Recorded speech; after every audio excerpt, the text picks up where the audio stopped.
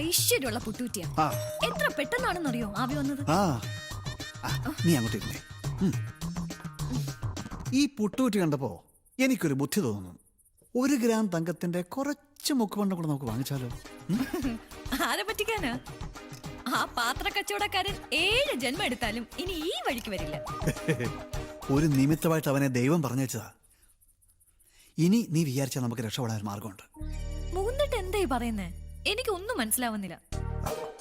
ബാങ്കിലെ സ്വർണ്ണ ഉരപ്പുകാരനാണല്ലോ നിന്റെ അച്ഛൻ. കുറച്ച് മുക്കുവണ്ട വാങ്ങിച്ച് സ്വർണ്ണ ഉരുപ്പടിയായി നമ്മൾ പണയം വെക്കുന്നു. നിന്റെ അച്ഛനൊന്ന് മനസ്സ് വെച്ചാ നമ്മൾ രക്ഷപ്പെടും. അയ്യോ, അത് ചതിയല്ലേ? എന്ത് ചതി? ഒരു ചതിയില്ല.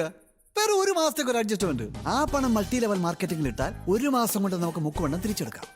മൂന്നിട്ടിന് അറിയാലോ, അച്ഛൻ റിട്ടയർഡ് ആവാൻ ഇനി 3 മാസേ ഉള്ളൂ. വെറും ഒരേ 1 മാസത്തെ റോളിംഗ്. വല്ല പോലീസ് കേസും ആയാലോ? ഒന്നും സംഭവിക്കില്ല. നമ്മുടെ മക്കളെ നമുക്ക് IT കാരാക്കണ്ടേ? ശിവരാമകൃഷ്ണ പോലെ നമുക്കും വേണ്ടേ കാറ്?